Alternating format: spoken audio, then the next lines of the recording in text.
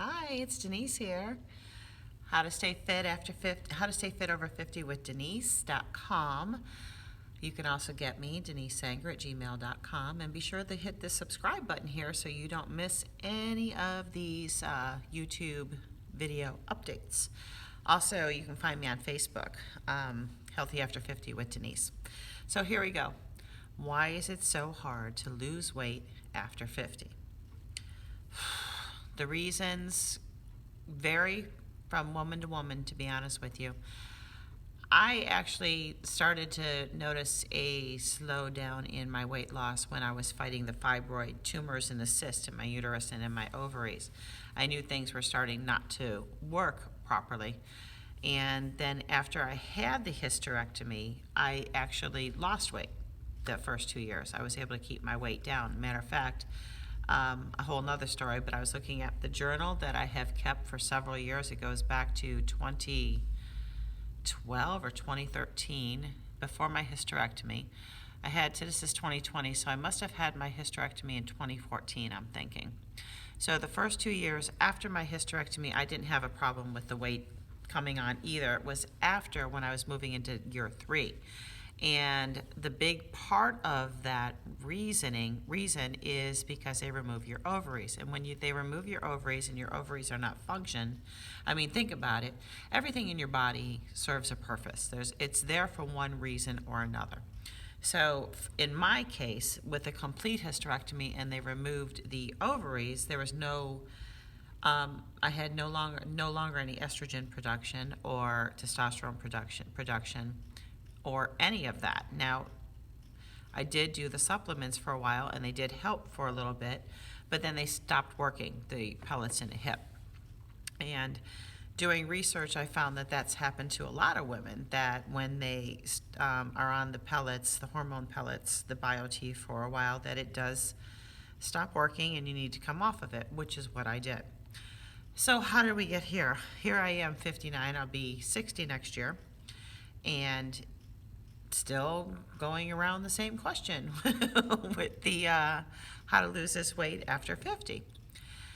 Well, I actually went to a trainer friend of mine, and she said, I need you to start keeping a journal, which I did.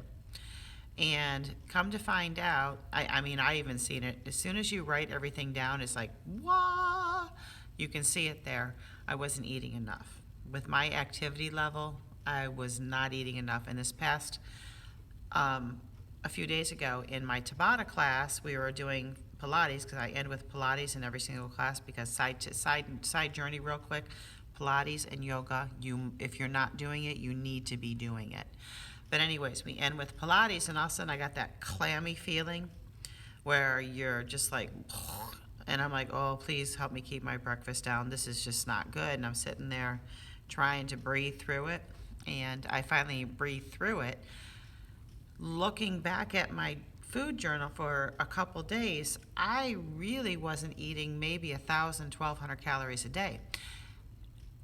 I know so many of you think that if you have 1,000 calorie a day diet, you're going to lose weight. Well, of course you lose weight when you starve yourself, but eventually it's going to catch up with you. Your body's going to almost force you to eat. And when you do start eating, usually you gain back more than the few pounds of water weight that you lost when you were starving yourself. So, keep a food journal. Even if it's just for a week, even if it's just for a couple days, you are going to have your eyes opened when you take a look at that food journal. So what has since happened? Okay, I'm not going to tell you it's hunky-dory, because you know I'm not ever going to lie to you. I'm struggling with this journey. I am not the 59-year-old woman that you're going to see in a bikini, a string bikini, a thong with her butt hanging out on the beach. That is just never going to happen. My goal for myself, and I hope the same goal is for you, is that you just feel good in the skin you're in. Let's focus on feeling the best that we can, the best for us, and everything else will fall into place. So, I have now set an alarm that I'm eating every 3 hours. Ooh, I'll tell you what, that is not an easy thing to do when you're like me, a good one for skipping meals. I will have my Shakeology in the morning, and next thing you know, it's 2, 3, 4 o'clock in the afternoon, and I haven't eaten anything else since then. There's a problem there. So you have to think of the food intake like a fire.